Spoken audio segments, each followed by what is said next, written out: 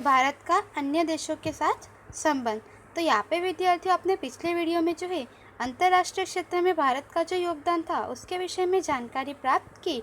अब हम यहाँ पे जो है भारत का अन्य देशों के साथ जो है किस प्रकार का संबंध रहा हुआ है उसके विषय में जानकारी प्राप्त करेंगे। भारत का अन्य देशों के साथ संबंध।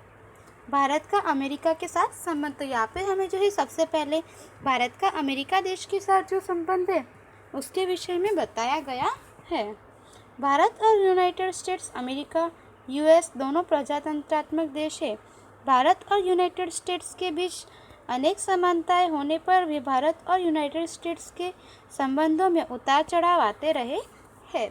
तो यहाँ पे हमें बताया है कि भारत और यूनाइटेड स्टेट्स अमेरिका जो है यूएस दोनों एक प्रजातंत्रात्मक देश है और दोनों के बीच जो है अनेक प्रकार की समानता है। फिर भी जो है भारत और यूएस के बीच में जो है कई प्रकार के संबंधों में उतार चढ़ाव आते रहे हैं।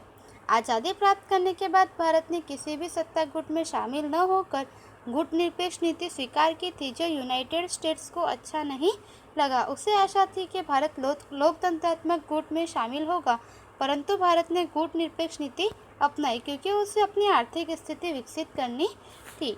तो यहाँ पे हमें बताया है कि आज़ादी प्राप्त करने के बाद जब भारत ने गुटनिरपेक्ष की नीति स्वीकार की जो कि यूएस को अच्छा नहीं लगा, तो यहाँ पे यूनाइटेड स्टेट्स को जो है भारत से यह आशा थी कि भारत जो है वह लोकतंत्रात्मक गुट में यानी कि जो अमेरिका की महासत्ता थी उसमें शामिल होगा, परंतु भारत ने जो है गुटनिरपेक्ष की नीति अपनाई थी क्योंकि उसे अपने देश की आर्थिक स्थिति जो थी उससे विकास करना था।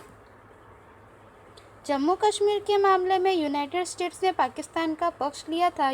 पाकिस्तान यूनाइटेड स्टेट्स के सत्ता गुट और सैन्य संगठन के साथ जुड़ा, जबकि भारत ने गुटनिरपेक्ष नीति स्वीकार की थी। इस कारण से भी भारत और यूनाइटेड स्टेट्स के बीच अच्छे संबंध नहीं विकसित हो सके तथा भारत ने परमाणु शस्त्र संबंधी संधियों पर हस्ताक्षर नहीं किया था, क्योंकि सर्वग्राही परमाणु परीक्षण संधि और सर्वग्राही परमाणु परीक्षण प्रतिबंध संधि पर भारत हस्ताक्षर करे ऐसा यूनाइटेड स्टेट्स ने आग्रह रखा है, परंतु ये दोनों संधियां भेदभावपूर्ण और राष्ट्रीय हितों के लिए हानिकारक होने से भारत ने उस पर हस्ताक्षर नहीं किया।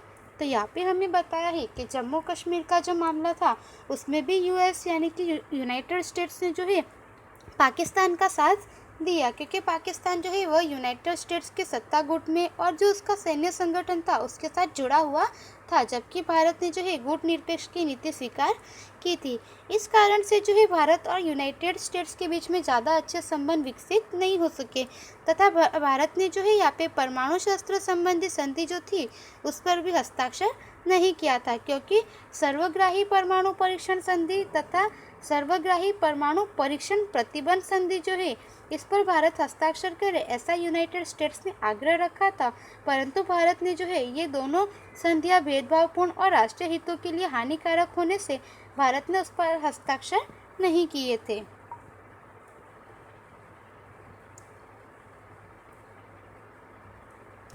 अपने इरादों और आग्रह की अवहेलना होने पर यूनाइटेड स्टेट्स भारत पर नाराज हुआ, जबकि भारत ने पोखरण राजस्थान में सफल परीक्षण किया 1998, तब उसने गंभीरता से लिया। उसने भारत के विरुद्ध कई प्रतिबंध लगाए जो समय बीतने पर नरम पड़ा।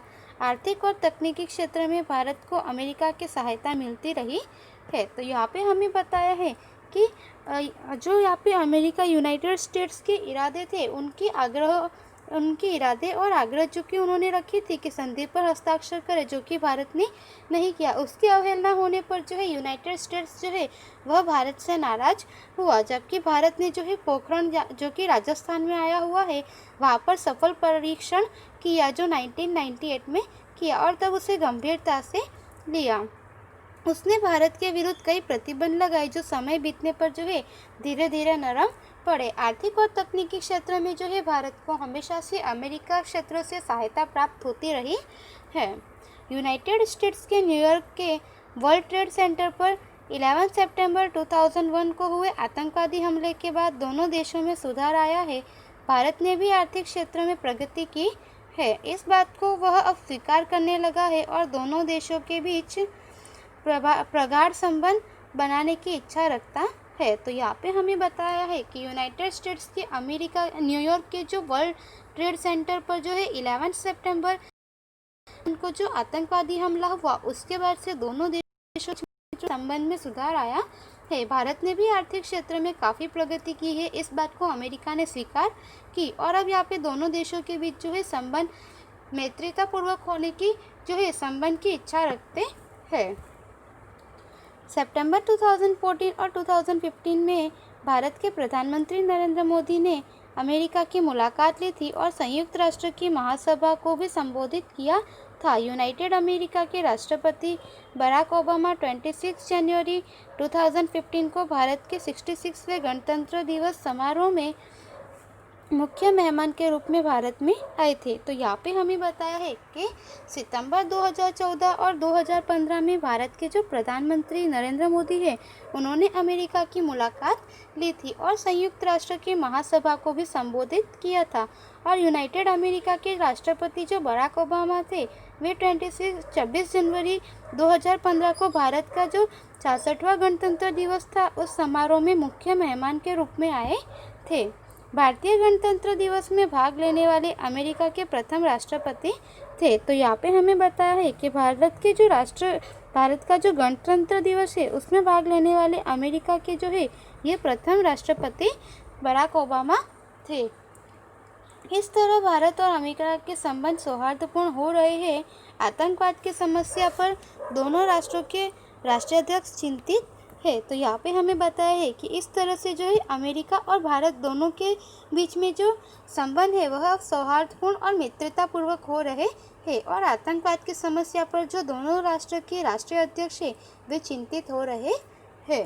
तो इस तरह से यहाँ पे जो है हमें भारत का अमेरिका के साथ जो संबंध है उसके विषय में जानकारी दी गई थी, जो यहाँ पे हमने जाना, जिसमें हमने देखा कि आज़ादी के बाद में जो है यहाँ पे भारत और अमेरिका के बीच जो है काफ़ी अच्छे संबंध नहीं थे, परंतु धीरे धीरे 2014-15 के बीच में जो है यहाँ पे भारत और अमेरिका के बीच में जो है अच्छे संबंध की शुरुआत हुई। अब हम आगे जानेंगे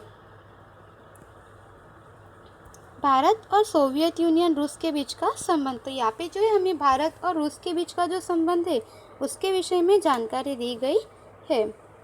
भारत के बड़े उद्योग स्थापित करने में, रक्षा के क्षेत्र में सुसज्जित होने से सोवियत रूस ने आर्थिक और तकनीकी मदद की है।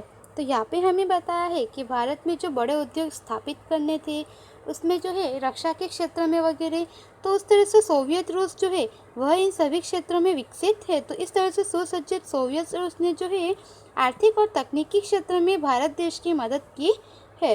कश्मीर की समस्या पर सोवियत यूनियन ने भारत का पक्ष लिया है। संयुक्त राष्ट्र की सुरक्षा समिति में कश्मीर के मसले पर भारत विरुद्ध प्रस्ताव न हो, इसके लिए अनेक बार वीटो सत्ता का उपयोग किया है। कश्मीर समस्या पर वैश्विक स्तर पर भारत के मत का समर्थन किया है।